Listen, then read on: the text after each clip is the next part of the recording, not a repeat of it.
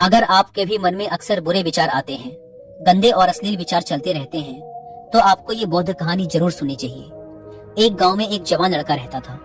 वह बहुत परेशान था क्योंकि उसका मन उन्हीं चीजों के बारे में सोचता रहता जिसके बारे में वो नहीं सोचना चाहता था। वह अपनी छोटी छोटी क्षणिक खुशियों के लिए अपने दिन का ज्यादातर समय बर्बाद कर देता और फिर बाद में इसके लिए पश्चाताप करता। लेकिन वो ना चाहते हुए भी अगले दिन फिर उन्हीं आदतों को दोहराता। वह अपने माता पिता का अकेला लड़का था। माता पिता धीरे धीरे बूढ़े हो रहे थे और वो जवान, लेकिन वो कुछ भी ऐसा नहीं कर पा रहा था जिससे उसके माता पिता को उस पर गर्व हो। वह जानता तो था कि वह अपने समय और जिंदगी के साथ गलत कर रहा है, लेकिन वो बहुत कोशिश करने के बाद भी खुद को बदल नहीं पा रहा था। वह अपनी समस्याओं के बारे में दूसरे बड़े लोगों को बताता और लोग उसे तरह तरह के सुझाव देते, लेकिन फिर भी कुछ भी बदलाव नहीं आ रहा था। अब तो उस लड़के को भी ऐसा लगने लगा था कि उसका बाकी का जीवन ऐसे ही मानसिक बोझ और बुरी आदतों के साथ बीतने वाला है। इसीलिए अब वह बहुत ही उदास और परेशान रहने लगा था। एक दिन ऐसे वह अपने विचारों में खोया हुआ अपने गांव के तालाब के किनारे बैठा हुआ था। तभी पीछे से उसका एक मित्र भागता हुआ आया और बड़े उत्साह से उसके कंधे पर हाथ रखकर बोला, मित्र, मुझे तुम्हारी सभी समस्याओं का समाधान मिल गया है।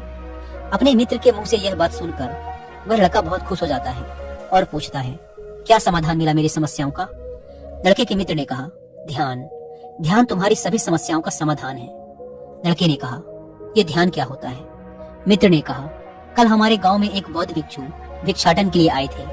गांव के सभी लोग उन बौद्ध भिक्षु से अपनी अपनी समस्याओं का समाधान पूछ रहे थे, तो मैंने सोचा कि मैं भी तुम्हारी समस्या का समाधान पूछ ही लेता हूँ। तो मैंने उन बौद्ध भिक्षु से अपने मन को काबू में करने का तरीका पूछा। मेरा प्रश्न सुनकर उन बौद्ध भिक्षु ने ज्यादा तो कुछ नहीं कहा, बस इतना ही कहा कि ध्यान जीवन की सभी समस्याओं का समाधान है। मैंने सोचा कि तुम्हें ध्यान के बारे में पता होगा, इसीलिए मैंने उन बौद्ध भिक्षु से ध्यान के विषय में ज्यादा कुछ नहीं पूछा। अपने मित्र की बात सुनकर उस लड़के ने कहा, मुझे उन बौद्ध भिक्षु से मिलना है। वह लड़का और उसका मित्र बौद्ध भिक्षु को ढूंढने निकल पड़ते हैं। बहुत पूछताछ और खोज मशक्कत के बाद उन्हें वो बौद्ध भिक्षु बगल के एक गांव में एक पेड़ के नीचे ध्यान करते हुए मिलते हैं। वे दोनों उस बौद्ध भिक्षु के पास जाकर बैठ जाते हैं और उनकी आंखें खुलने का इंतजार करते हैं।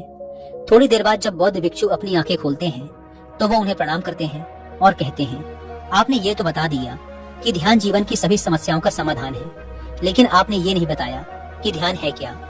बौद्ध भिक्षु ने कहा, ध्यान क्या है इसको मैं शब्दों में समझा पाऊं इतनी मुझ में सामर्थ्य नहीं, लेकिन अब क्योंकि तुम लोगों ने प्रश्न किया है तो मुझे कुछ न कुछ तो बताना ही पड़ेगा। तो सुनो, ध्यान का मतलब है ना कोई प्रश्न, ना कोई उत्तर, ना कोई विचार और ना ही कोई भावना। यह एक ऐसी स्थिति है जो हमारी वास्तविकता से हमारा परिचय करवाती है। इस स्थिति में पहुंचकर व्यक्ति के अंदर कोई भी प्रश्न, कोई भी उलझन शेष नहीं रह जाती, क्योंकि उसके सामने सब कुछ स्पष्ट हो जाता है। उसे इस जीवन की व्यर्थता का पूर्णतः आभास हो जाता है। लड़के ने पूछा, लेकिन ध्यान की ऐसी स्थिति को कैसे प्राप्त किया जा सकता है? बौद्ध भिक्षु ने कहा, ध्यान करना बहुत आसान है। क्या तुम्हें बैठना आता है? लड़के ने कहा, हाँ, मैं बैठ सकता हूँ। बौद्ध भिक्षु ने कहा, कितनी देर तक बैठ सकते हो? लड़के ने कहा, ऐसे तो कभी आजमाया नहीं, लेकिन जितनी देर तक चाहूँ उतनी देर तक बैठ सकता हूँ।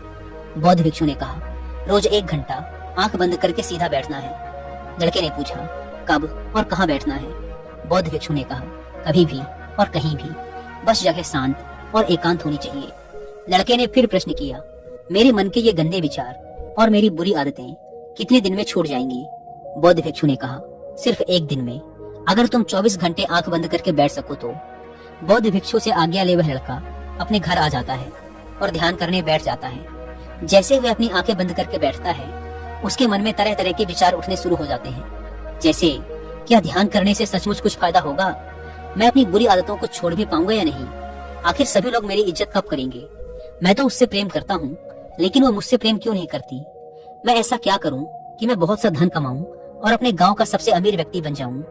इसी तरह के और भी विचार उसके मन में लगातार उठने लगे।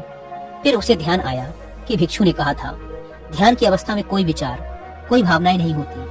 अब वह अपने विचारों को रोकने का प्रयास करने लगा, लेकिन क्या बहती नदी के पानी को कभी कोई रोक पाया है? वह लड़का भी अपने विचारों को नहीं रोक पाता और आंखें खोलकर बैठ जाता है और सोचता है, अब तक के जीवन में बहुत से काम किए, लेकिन इतना मुश्किल काम कभी न किया था। और वो बौद्ध भिक्षु बोल रहे थे कि ध्यान करना बहुत ही आसान है। वैसे दो हैं, वह लड़का उन बौद्ध भिक्षु से मिलने दोबारा अपने घर से निकल पड़ता है और उनके पास पहुंचकर कहता है, आपने तो कहा था कि ध्यान करना बहुत ही आसान है, लेकिन यह तो मुझे दुनिया का सबसे मुश्किल काम लग रहा है। मेरे बहुत प्रयास करने के बाद भी मेरे मन में विचार उठने बंद ही नहीं हो रहे हैं। बौद्ध भिक्षु ने कहा, लेकिन तुमसे विचारों को रोकने के लिए किसने कहा है? लड़के ने कहा, तो फिर विचार रहित स्थिति कैसे प्राप्त होगी? आपने तो कहा था कि ध्यान में कोई विचार, कोई प्रश्न नहीं होते। बौद्ध भिक्षु ने कहा, हमारे दिमाग में हर समय बहुत से विचार जन्म लेते हैं और मरते हैं, लेकिन हमारा मन उनमें से किसी एक विचार को पकड़ लेता है और फिर उससे जुड़े विचारों के बारे में सोचता चला जाता है।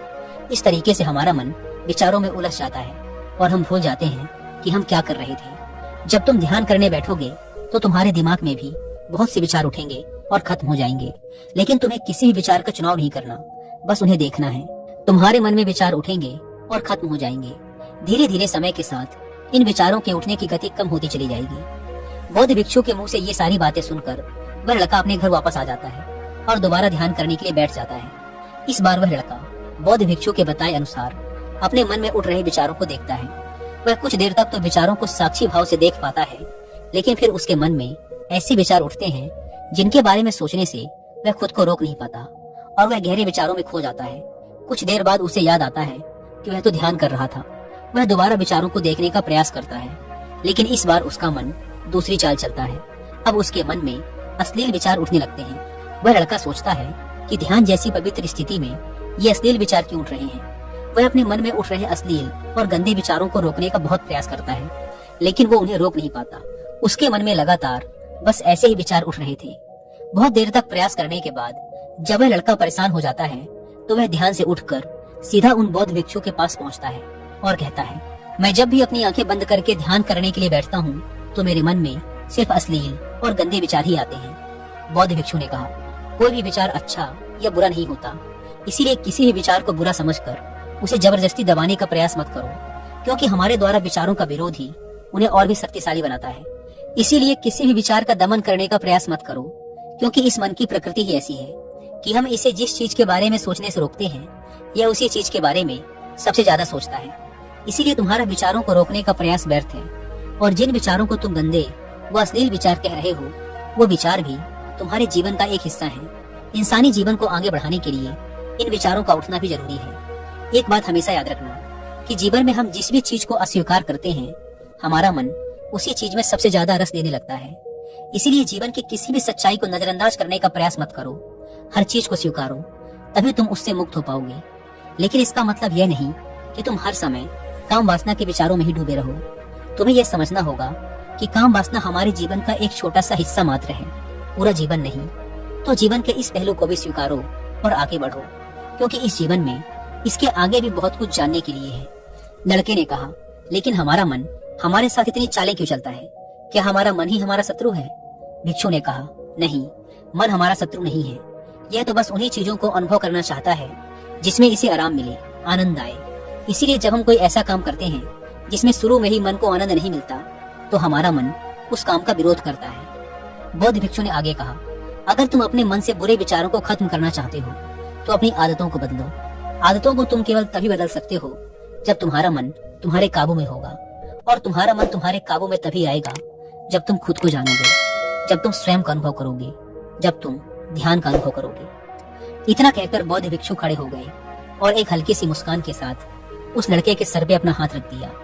इसके बाद उन्होंने अपना भिक्षा पात्र उठाया और वहां से चले गए। वह लड़का उन बौद्ध भिक्षुओं को जाता हुआ देखता रहा, लेकिन अब वह बहुत खुश था क्योंकि उसे अपनी समस्याओं का समाधान मिल चुका था ध्यान के रूप में। वह समझ गया था कि उसे हर रोज ध्यान के लिए बैठना है और उसे अपने आते जाते विचारों को देखना है, लेकिन किसी भी विचार को पकड़ना नहीं है। समय के साथ वो विचार खुद ही गायब होते चले जाएंगे। साथ ही वो ये भी समझ गया था कि कोई भी विचार अच्छा या बुरा नहीं होता, विचार सिर्फ एक विचार होता है।